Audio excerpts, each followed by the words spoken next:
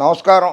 ఎట్టికేలకు ఆంధ్రప్రదేశ్ ప్రతిపక్ష నాయకుడు, తెలుగుదేశం పార్టీ జాతీయ అధ్యక్షుడు నారా చంద్రబాబు నాయుడు గారికి 22 జనవరి 2024 తేదీన అయోధ్యలో రామ మందిరంలో రాముల వారి విగ్రహ ప్రతిష్టాపనకి ఆహ్వాన పత్రం అందింది.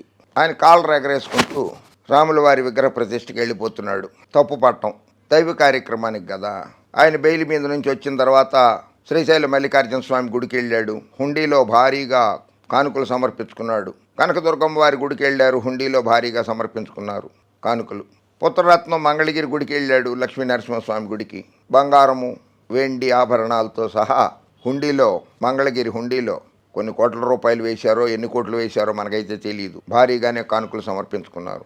శ్రీశైలం మల్లికార్జునకైతే భారీగానే జరిగినాయి. ముడుపులు చెల్లించుకున్నారు, కానుకలు సమర్పించుకున్నారు. ఇప్పుడు రాముల వారి గుడికి వెళ్తున్నారు అయోధ్యలో. మంచిదే. వెళ్ళకపోతే మేము పిలిస్తే కూడా రాలేదు చంద్రబాబు నాయుడు, ఇంత అహంకారం అంటారు బీజేపీ వాళ్ళు. వెళితేనేమో చంద్రబాబు నాయుడు మతోన్మాదిగా మారిపోయాడు. బీజేపీ తోటి చేతులు కలపడం కోసమే అక్కడికి వెళ్ళాడు. బీజేపీ పెద్దల రాముల వారి పాదాలతో పాటు బీజేపీ వారి పాదాలు కూడా పట్టుకుంటానికి ఢిల్లీ వెళ్ళాడు చంద్రబాబు నాయుడు అని కూడా అంటారు. అయినా సరే ఆయన వెళ్ళడం దేవుడి కోసమే, రాముల వారి కోసమే కనుక మనం ఆక్షేపించద్దు. చంద్రబాబుకి విచిత్రమైన పరిస్థితి.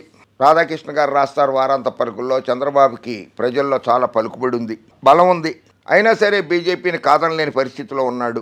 చంద్రబాబు కూడా విచిత్రమైన పరిస్థితి. ప్రజల్లో ఆయనకు బలం ఉన్నప్పటికీ బీజేపీని కాదనుకోలేని పరిస్థితి.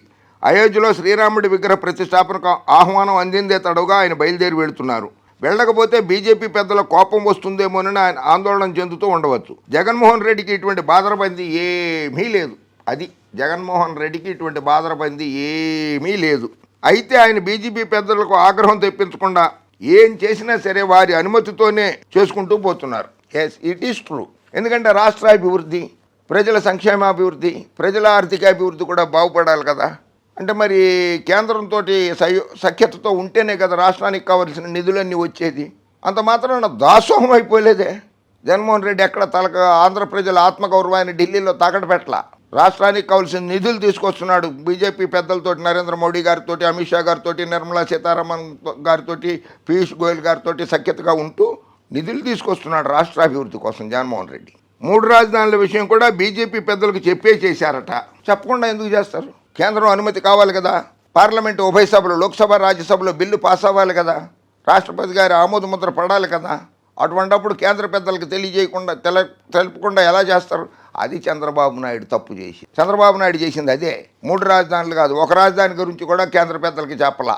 తను అనౌన్స్ చేసేసి శివరామకృష్ణన్ కమిటీ నివేదికను పక్కన పెట్టేసి నారాయణ కమిటీ ఒకటి వేసేసుకుని అమరావతిని ప్రకటించేసుకుని తర్వాత ప్రధానమంత్రిని ఆహ్వానించారు. ఆయనేమో ఓ చెంబుడు నీళ్లు, ఒక గుప్పుడు మట్టి తెచ్చిచ్చారు పునాది వేయడానికి. ఆ తర్వాత అవహేళన చేసింది చంద్రబాబు నాయుడే. సామాన్యుడా, దేశాన్ని ఏకం చేస్తాం, మోడీని దించేస్తాం. అమరావతిని రాజధాని ప్రకటించాక నరేంద్ర మోడీ గారు అమరావతికి వచ్చి శంకుస్థాపనకు వచ్చిన రోజు తర్వాత జరిగినవి నేను చూపించేవి. అన్ని వ్యవస్థలను ధ్వంసం చేశాడు మోడీ. మోసగాళ్లను దేశం దాటిస్తున్నాడు. అమ్మయ్య, నువ్వు ఇంకా పారిపోలేదు. నీకు కండిషనల్ బెయిల్స్ వచ్చినాయి కదా, నువ్వు ఇంకా పారిపోలేదు. వాళ్ళకి పాపం బెయిల్ రాక పారిపోయారు. వాళ్ళు దాటిస్తున్నాడు. మోడీ గారే స్వయంగా దాటిచ్చాట. ఏమన్నా చేపట్టుకుని తీసుకెళ్ళాడా, లేకపోతే ఒకటే ఫ్లైట్లో వెళ్ళిపోయి వాళ్ళని దించేసి ఏమన్నా వెనక్కి తిరిగి వచ్చాడా? విభేదించే వారిపై దాడులు చేస్తున్నాడు. అన్ని కీలక పదవుల్లోనూ గుజరాతీలేనా? దేశంలో ఉన్న అన్ని కీలక పదవుల్లోనూ గుజరాతీ వాళ్ళే ఉన్నారు. తమరు అధికారంలో ఉన్నప్పుడు అన్ని కీలక పదవుల్లో వెంకటేశ్వరరావు గారు అటువంటి వాళ్ళందరూ కూడా కీలక పదవుల్లో లేరా? నీ సామాజిక వర్గం వాళ్ళు కీలక పదవుల్లో లేరా?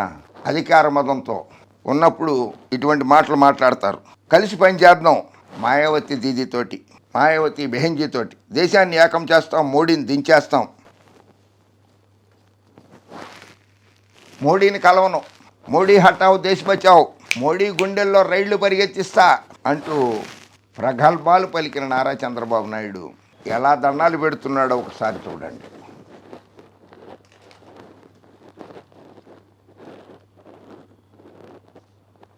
వంగి వంగి దండాలు పెట్టేస్తున్నాడు పశ్చిమ బెంగాల్ ముఖ్యమంత్రి మమతా బెనర్జీతో.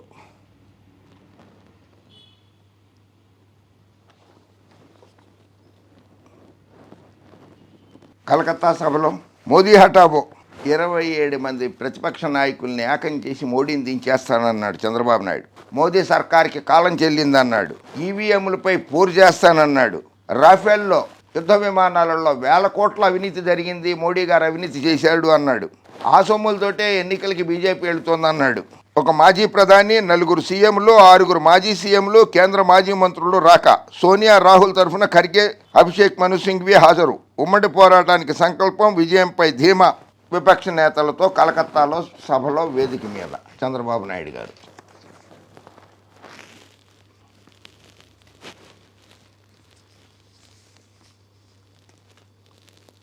ఇద్దరు చక్కగా నవ్వుకుంటున్నారండి, సోనియా గాంధీ గారును చంద్రబాబు నాయుడు గారు. ఇది మోడీ గారిని దించేయడానికి చేతులు కలిపారే, ఇట్లా ఇట్లా ఇట్లా చేతులు కలిపారు కదా మోడీ గారిని దించేయడానికి. ఆ రోజు నాడు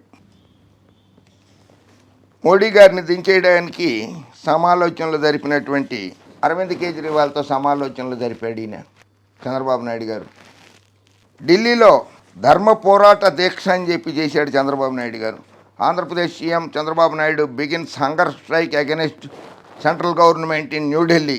కేంద్ర ప్రభుత్వంతో కొట్లాట పెట్టుకుని నరేంద్ర మోడీ గారిని దించేస్తానన్నాడే, గుండెల్లో రైలు పరిగెత్తిస్తానన్నాడు. ఢిల్లీలో నిరాహార దీక్ష.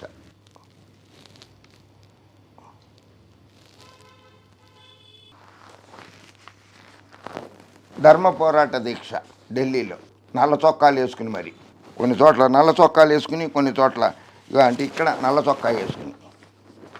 రాహుల్ గాంధీ గారు, ఫారూక్ అబ్దుల్లా గారు వచ్చినప్పుడు నల్ల చొక్కా వేసుకుని నిరసన తెలుపుతుంది. ధర్మ పోరాట దీక్ష. కేంద్ర హోంమంత్రి, బీజేపీ పార్టీ అగ్రనాయకుడు అమిత్ షా గారు చంద్రబాబు నాయుడు గారి సొంత జిల్లా తిరుపతి వెంకటేశ్వర స్వామిని తిరుమలకి వెళ్ళి దర్శనం చేసుకుని వస్తే ఆయన కారు మీద రాళ్ళు వేయించి ధ్వంసం చేశారు ఆ కారుని.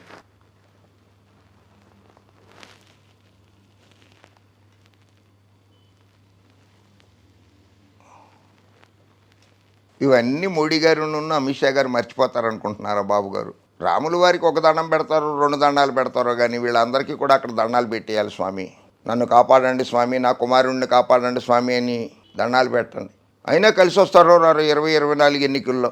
అక్కడ కూడా దేవుడి దగ్గరికి వెళ్ళి కూడా రాజకీయ మంత్రాలు జరుపుతారేమో మీరు. ఎందుకంటే హరికృష్ణ గారు కారు ప్రమాదంలో చనిపోతే హైదరాబాద్లో శ్మశాన వాటికి వచ్చినప్పుడు కూడా మీరు కేటీఆర్ గారితో శ్మశానంలో ఎన్నికల గురించి, పొత్తుల గురించి మాట్లాడారని చెప్పి కేటీఆర్ గారు చెప్పారు. సో దేవుడి సమక్షంలో ప్రతిష్టాపన సమయంలో కూడా రాజకీయాలు మాట్లాడతారేమో మీరు బీజేపీ పెద్దలతోటో, సంఘ ఆర్ఎస్ఎస్ నాయకులతోటో. సమయం దొరికింది కదా, ఆ పని కూడా చేసేసుకోండి. అయితే వాళ్ళు బీజేపీ పార్టీ జాతీయ నాయకులు ఏమంత పిచ్చోళ్ళేం కాదు బాబు గారితో పొత్తు పెట్టుకునేందుకు. సొంత సోదరి తన కుమారుడి వివాహ పత్రిక అందజేయడానికి వస్తానన్న బీజేపీ పెద్దల కోపం వస్తుందని తప్పించుకో చూశారు. మీతో చెప్పాడా జగన్మోహన్ రెడ్డి? ఇది షర్మిలమ్మ కొడుకు పెళ్లికి రాజారెడ్డి గారి నిశ్చితార్థానికి నేను వెళ్ళదలుచుకోలేదు, ఎందుకంటే బీజేపీ వాళ్ళ కోపం వస్తుంది, నేను వెళ్ళదలుచుకోలేదు అని అవును చెప్పాడా పచ్చ మీడియాకి?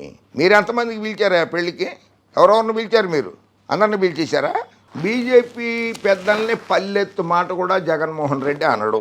ఇంత బలహీనమైన ముఖ్యమంత్రి జగన్మోహన్ రెడ్డి. ఎవరు బలహీనమైన ముఖ్యమంత్రో, ఎవరు బలమైన ముఖ్యమంత్రో దేశ ప్రజలకు తెలుసు. 151 సీట్లతో ఉన్నాడు కనుక బలమైన ముఖ్యమంత్రి ఆయన, బలహీనమైన ముఖ్యమంత్రి కాదు. చంద్రబాబు నాయుడు బలహీనమైన ముఖ్యమంత్రి కాబట్టే వైఎస్ఆర్ కాంగ్రెస్ పార్టీ జగన్మోహన్ రెడ్డి గారి పార్టీ నుంచి గెలిచిన 23 మంది శాసనసభ్యుల్ని, 3 లోక్సభ సభ్యుల్ని తీసేసుకున్నాడు. ఆయన బలహీనుడు కనుక చంద్రబాబు నాయుడు. జగన్మోహన్ రెడ్డి బలహీనుడు కాదు, గుర్తుపెట్టుకో. రాజకీయం చేయకండి, ప్రతి విషయాన్ని రాజకీయం చేయకండి. షర్మిలమ్మ గారి కొడుకు పెళ్లికి కూడా డెఫినెట్గా వెళ్తాడు జగన్మోహన్ రెడ్డి. రాజకీయం చేయొద్దు. ఓకే, జై హింద్.